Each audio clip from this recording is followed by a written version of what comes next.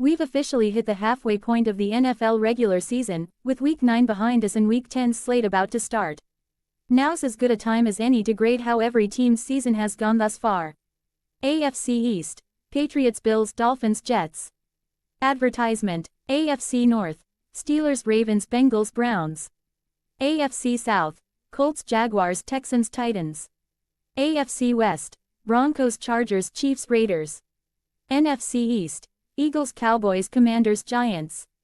NFC North: Packers, Lions, Bears, Vikings. NFC South: Buccaneers, Panthers, Falcons, Saints. NFC West: Seahawks, Rams, 49ers, Cardinals. AFC East: New England Patriots, 7-2. You can't ask much more of the Patriots aside from not losing to the Raiders at home in Week 1. Drake May has been near an MVP level. They have a huge win at Buffalo and lead the AFC East.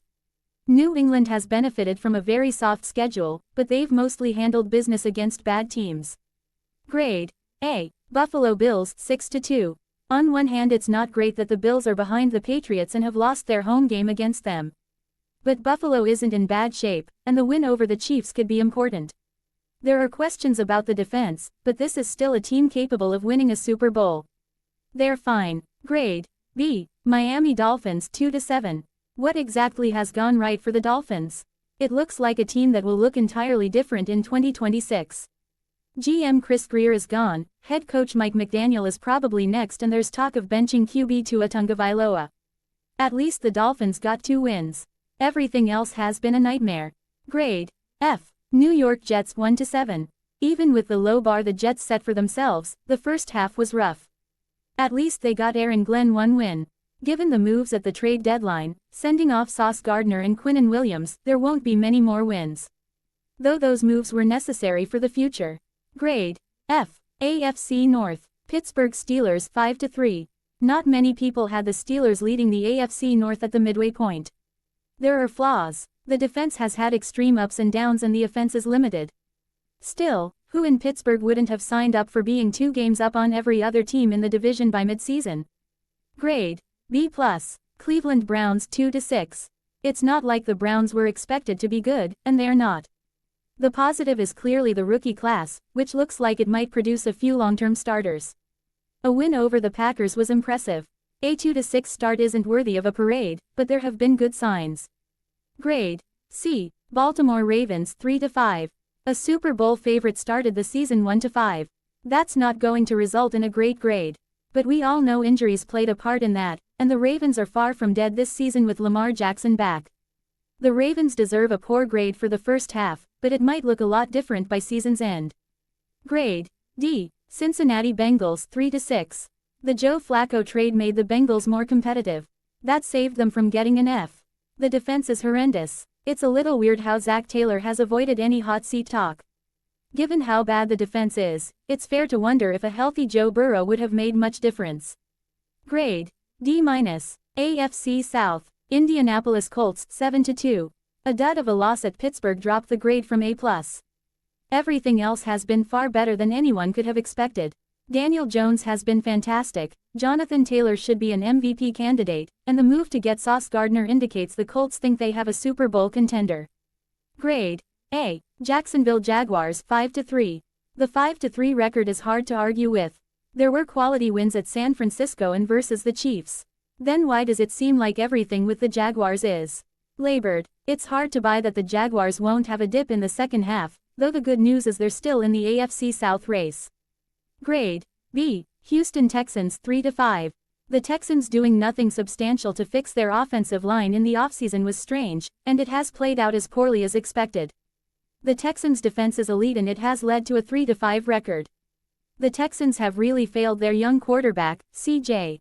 Stroud. Grade D. Tennessee Titans, 1-8. If Emari Demercado didn't drop the ball before scoring for Arizona, leading to a ridiculous Titans comeback win, we'd have to start talking about a possible 0-17 season. The Titans are embarrassing. They might not win another game. It's shocking an NFL team could be this bad. AFC West: Denver Broncos, 7-2. The offense could be better. They've been fortunate to win a few times. But they're also 7-2, in front of the AFC West, have an elite defense and a coach that theoretically should be able to fix the offense. The Broncos have room to get better, but they're in an excellent place. Grade B+. Los Angeles Chargers 6-3.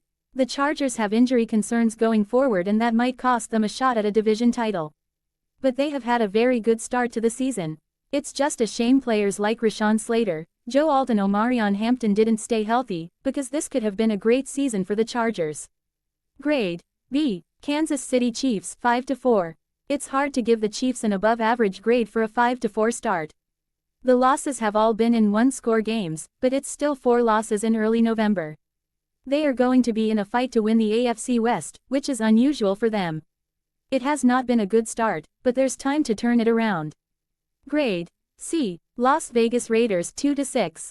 Hiring a 74-year-old head coach and trading for a 35-year-old quarterback always seemed weird, but the Raiders wanted to be more competitive right away.